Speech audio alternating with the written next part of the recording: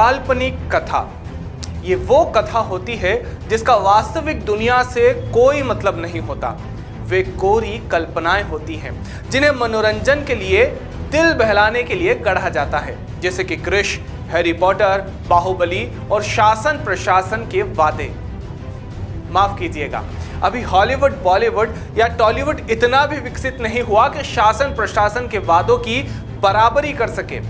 असल जिंदगी में यह संभव है कि कभी अलादीन के चिराग से जीनी निकल आए, लेकिन ऐसा कतई संभव नहीं कि हमारे जनप्रतिनिधियों के वादे पूरे हो जाएं। आज की रिपोर्ट में बात ऐसे ही एक काल्पनिक दुनिया में गढ़े जाने वाले वादों की। नमस्कार, मैं हूं तुषार और आप देख रहे हैं खबर 100 के विशेष संवाददाता आशुतोष सेन की खास रिपोर्ट, नेताओं के वादों का काल्पनिक अखाड़ा।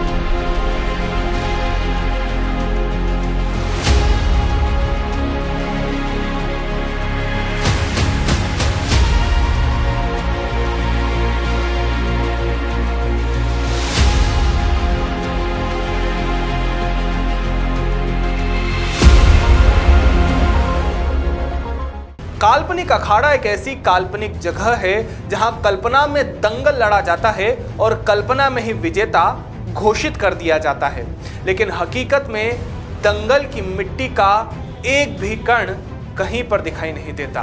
दरअसल हम बात कर रहे हैं सरदार सरोवर बांध के कारण विस्थापितों की, जिन्हें आज तक अपने हक की छत नहीं मिल सकी है। दरअसल धार जिले के चिखलदा खेड़ा में कई परिवार आज भी टीन शेड में रहने को मजबूर हैं। बाढ़ पीड़ितों को अपने पक्के मकानों को छोड़कर टीन शेडों में जानवरों की तरह रहना पड़ रहा है। पीड़ित कई बार जिम्मेदारों से शिकायत भी कर चुके हैं, लेकिन पीड़ितों को आश्वासन के अलावा कुछ नहीं मिला। सरदार सरोवर बांध से विस्थापित आज भी ऐसे कई परिवार हैं जो टीन शेडों में रहने को मजबूर है और सरकार अब इन टीन शेडों को निकालने जा रही है।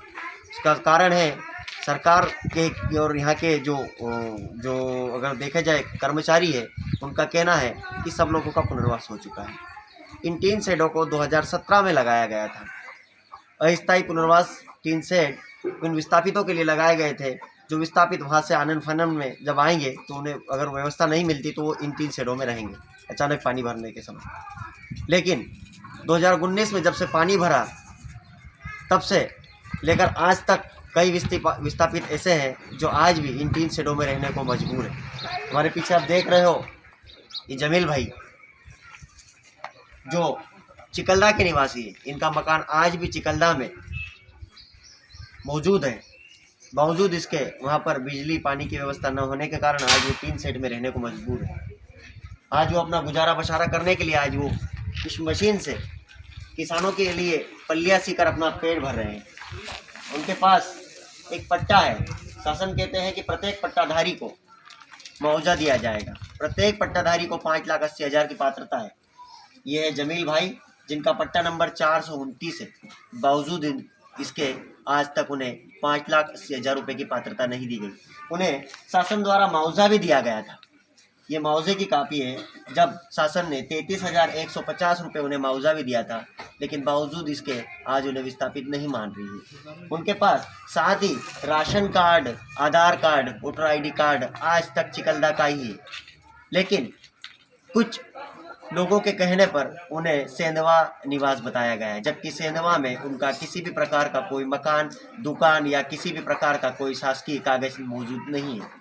आज वो 10 बाय 10 के टीन शेड में अपनी जीवन को कैसे यापन कर रहे हैं। आप खुद देख रहे हैं कि किस प्रकार से 10 बाय 10 के कमरे में, जबकि तेज आप देखते हैं कि निमाड़ की धूप इतनी तेज होती है कि यहाँ पर जब हमारे जानवर तक नहीं रह सकते, उस स्थिति में आज हमारे यहाँ इंसान रहने को मजबूर है।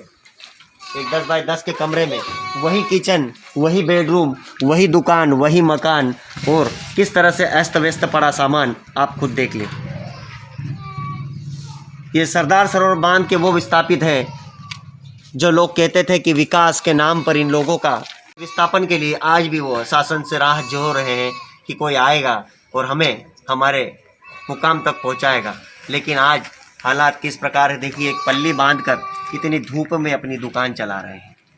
इधर पुनर्वास अधिकारियों का कहना है कि अब तक यहाँ कोई भी व्यक्ति बाकी नहीं है, सभी का पुनर्वास हो चुका है। अब या तो इनके साथ मजाक किया जा रहा है। अब सबसे बड़ी बात ये भी आती है कि जिन लोगों के मकान पर मकान नंबर डाल दिए गए हैं, ये जनगणना 2021 है, और ये परवेज भाई के मकान पे इस टीन शेड पर, स्थायी टीन शेड पे लिखा गया है कि जनगणना 2021।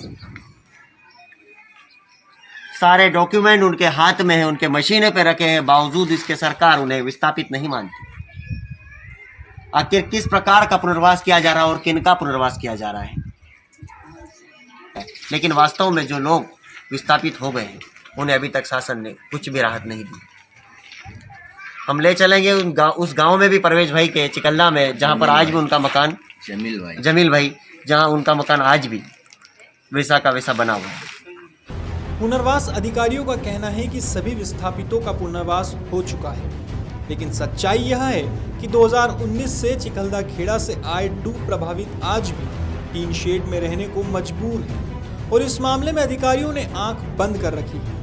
लेकिन खबर 100 पीड़ितों की आवाज बुलंद करने के लिए पीड़ितों के पास पहुंचा। आइए आपको भी दिखाते हैं कि बाढ़ पीड़ितों ने इस मामले में हमारे संवाददाता आशुतोष सेन से क्या कहा। जमील अनवर। आप यहाँ क्यों रह रहे टीन शेड में? चिखलदा में मकान डूब गया है और मुआवजा दिया नहीं हम लोगों को, इस कारण हम टीन शेड से 2 साल में पड़े हैं, 2 साल से, और कोई सुनवाई अभी तक हो नहीं रही है। इसके बावजूद टोटल कागज़ मेरे राशन कार्ड, आधार कार्ड, वोटर आईडी और समग्र आईडी, प्लाट सब है मेरे पास।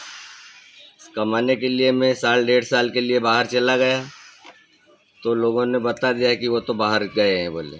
इसके बावजूद मेरा अभी तक कोई काम नहीं हुआ, ना कोई भी कर्मचारी या अधिकारी यहाँ पे कोई आता है, ना कोई हमारी खबर लेता है, और हम ऐसे कैसे यहाँ पर पड़े हैं, न काम है न धंधा है। बस ये इस सरकार ये किसानों की पल्लियाँ सी के और हम लोगों का घर चलाते हैं, और हमारे ऊपर कोई ध्यान नहीं दे रही है सरकार। 2 साल हो गए यहाँ पे टीन शेड में। क्या दिक्कत है, क्यों रह रहे हो टीन शेड में? ये दिक्कत तो सब जानते हैं कि हम क्यों रह रहे हैं। हमारे मकान डूब गए, ना हमको मुआवजा मिला, ना हमारा घर है। लोग कहते तुम्हारा घर है, हमारा घर नहीं है। हमारे पास एक मोटरसाइकिल भी नहीं है, मेरे बच्चों की ना कमाई है। एक बच्चे को 100 रुपये मिलते, एक 200 मिलता, हम मकान कहाँ से खरीद लेंगे? क्या हमारे पास सारे कागज है, पट्टा है, कोपन है, सब है, आधार कार्ड है, सब है। उसके बावजूद हमारे पे कोई भी ध्यान नहीं दे रहा। गांव का हर इंसान जानता है कि ये इनको मिलना चाहिए। हम गांव के रहने वाले हैं, फिर भी हमको कोई मुआवजा नहीं दिया जा रहा। अभी तक के हम यहाँ पे पड़े हैं ये इंतजार में कि हमारे को मुआवजा मिलेगा, हमको मुआवजा मिलेगा, हम मकान बनाएंगे। हमारे कोई मकान नहीं है, और ऐसे मेरे जैसे कई लोग यहाँ पड़े हैं जिनके कोई मकान नहीं है।